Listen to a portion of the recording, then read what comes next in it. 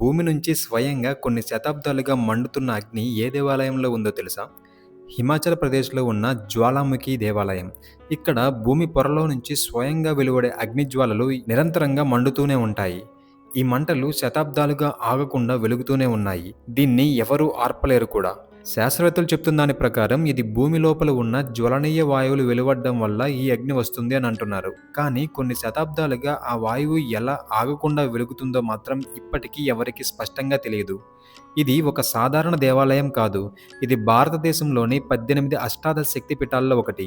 అదే జ్వాలాముఖి దేవి శక్తిపీఠం. ఇక్కడ సతీదేవి యొక్క నాలుక పడిందని పురాణాల్లో స్పష్టమైన ప్రస్తావన ఉంది. అందుకే ఇక్కడ స్వయంగా అగ్ని వెలుగుతోంది అని భక్తుల అపార విశ్వాసం.